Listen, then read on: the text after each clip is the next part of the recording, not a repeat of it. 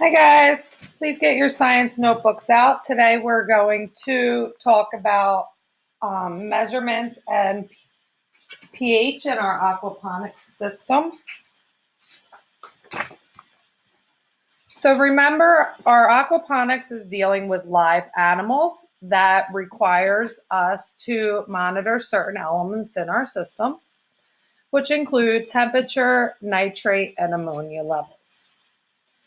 When we're taking measurements, it's important to be precise. So we need to be accurate and precise, like the first bullseye. If you look at the second, you can see that the shots are all accurate, but they're not precise because they're not where they're supposed to be. Again, here, they're spread out in equal distances, so they're accurate but not precise. And here we just kind of have a jumbled mess, so they are not accurate nor precise. Okay, I'm sorry. So we need to make sure we have both. So we need to hit the bullseye every time. So measurements need to be accurate and precise. And accuracy is how close the measurement is to an accepted or true value. And precision is the closeness of two or more values to each other. For example, if you are a basketball player and you shoot with accuracy, your aim will always take the ball close to or into the net. If you are a player who shoots with precision, your aim will always take the ball to the same location, which may or may not be close to the basket. A good player will be both accurate and precise by shooting the ball the same way each time and making it into the basket. So when we monitor our system, one of the first things we need to monitor is temperature.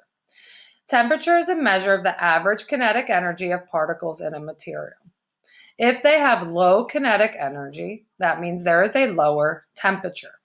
If they have high kinetic energy, there is a higher temperature. Heat is the movement of thermal energy from a region of higher temperature to a region of lower temperature. That means it increases the temperature wherever it's going. We measure our temperature with a thermometer. Temperature is very important because our fish and plants only have a certain range of tolerance. That means the range of a particular temperature that they can survive in. They cannot survive if there is too much or too little of the factor, and our factor this time is temperature. So if it's too hot or too cold, it could kill our plants and fish. We also monitor our plants for their color. It is important to observe any changes in the color of our plants because that means there's a deficiency we need to correct. If you look at the photo, you have a nice healthy green leaf. When the leaves turn yellow, it tends to be a deficiency in Fe or iron. We also monitor our plant's height. This allows us to see if our growing conditions in our system are good. Are our plants look healthy and are they growing in size? When we measure height in science, it's measured in centimeters. Water testing is extremely important. So our animals or fish consume protein. Their bodies break the protein down into amino acids and ammonium, and the ammonium is excreted in the animal or fish waste.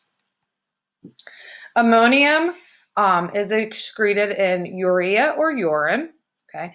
And high levels can be very toxic to our fish. So we test to make sure there's not too much ammonium in the water. So if you look at the picture, we feed our fish, they digest it and produce waste.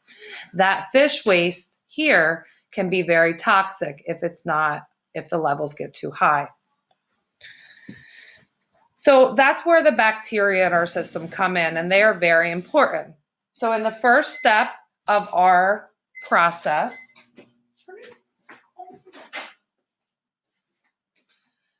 the bacteria converts ammonia to nitrate.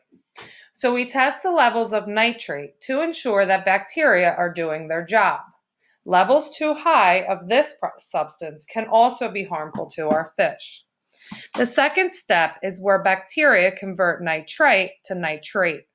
Nitrate is the non-toxic form of nitrogen, and plants take up this form. When we test our water, pH is also very important.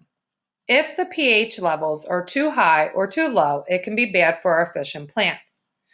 Animals and plants have ranges of tolerance in which they can survive. High pH also converts ammonium into a more toxic ammonium into a more toxic ammonia. Changes in pH can also affect the ability of our bacteria to do their job efficiently in our system.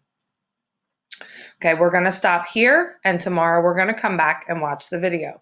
So please make sure you have all the notes in your notebook. Have a great day.